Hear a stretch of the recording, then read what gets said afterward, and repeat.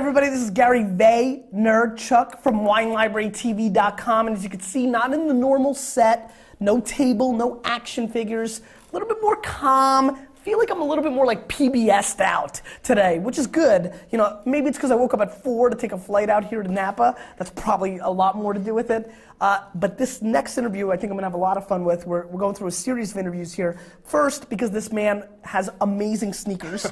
Let's take these. Oh no, okay, we'll keep them on. Slide them off? No, I'm gonna keep them on. Gorgeous kicks.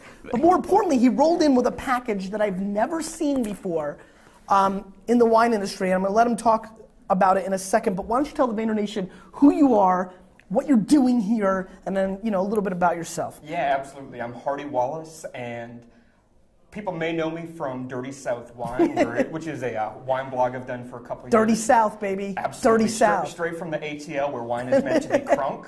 And then I moved out here to wine country about a year ago. Has it been a year already? Yeah, or actually 10 months. 10 months. Crazy.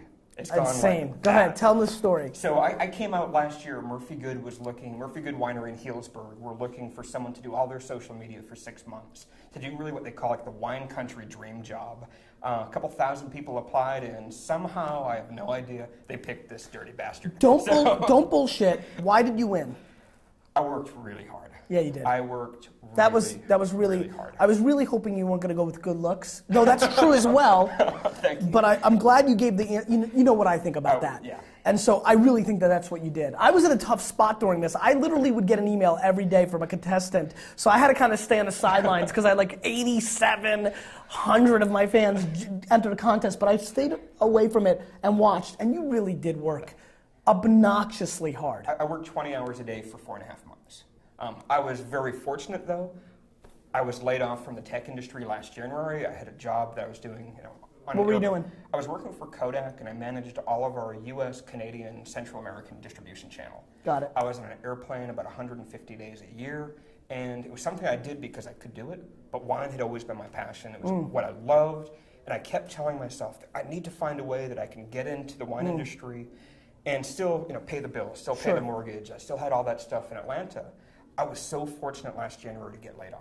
It was the best day of my life. Yeah. I mean, my boss called me up from New York saying, hey, we're sorry. I'm like, no, thank you, thank you, thank you. Did they give you like a package? Yeah, they gave me a package. I mean, it wasn't a huge package. Right. It was So did it give you enough time to kind of, It gave me exactly enough time for when the Murphy-Goode thing came out. And that was 2 months beforehand. So I started hustling immediately. That moment I was... So that happens. Yes.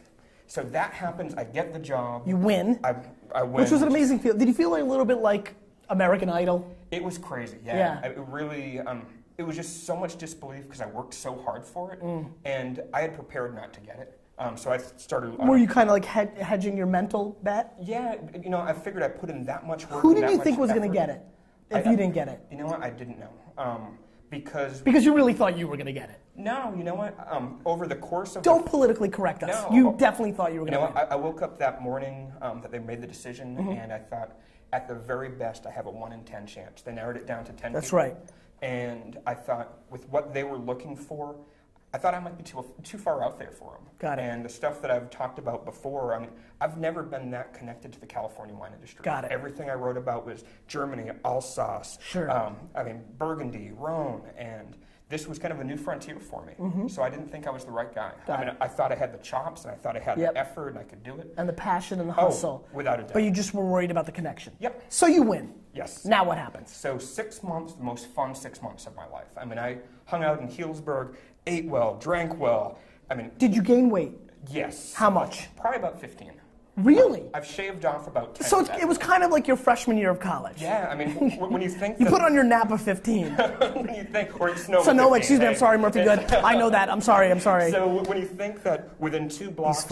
When 2 blocks from you is a killer taco stand or Cyrus. Right, you're in trouble. There, like, you're in trouble. 2 tacos or 2 stars. Yeah, and you're in trouble. Sometimes I doubled up. Most times. Yeah, pretty much. Let's be honest. Exactly. Okay, so that happens. You're doing this for 6 months. Absolutely. And so what happens? Go ahead. I'm sorry. So 6 months. I kind of know more than I should. Yeah, 6 months goes by. Greatest time.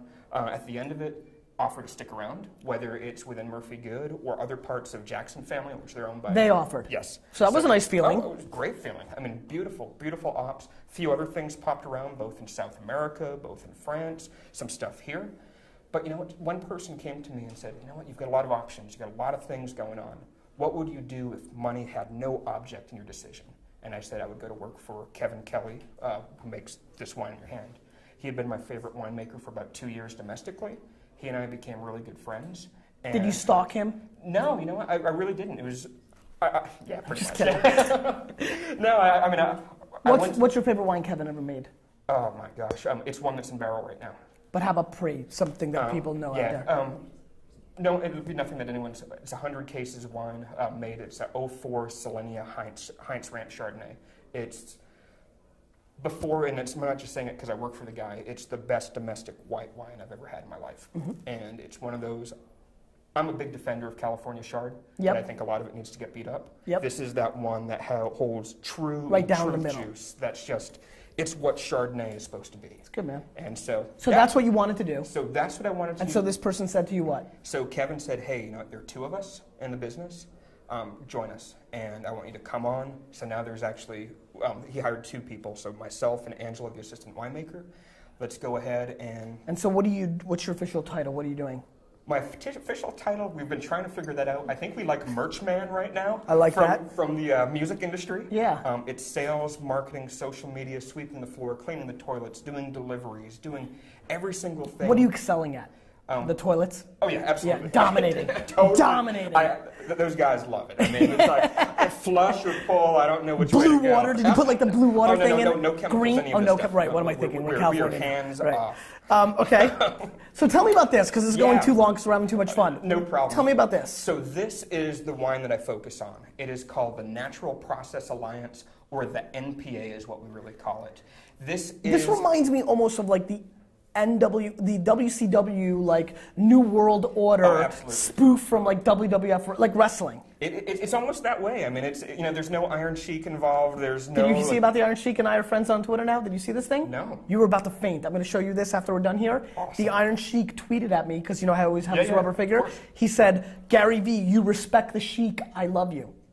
I also find it ironic that I've already told this story twice today, but that's fine. Okay, so go ahead. So this. So this is our wine bottle. This is the NPA. We bottle our wine only in stainless steel refillable canteens. And so it just opens like this? Opens up. Was this never open before? Nope, it was open. Some people smelled it a few minutes ago. So how do I know if this was never, like this, right? What are we doing with that? So is there a seal over it? There is not a seal over it. So it's like literally like we're like trusting the world? Yes, but. So like if a retailer that was really mean. Retailers don't have it.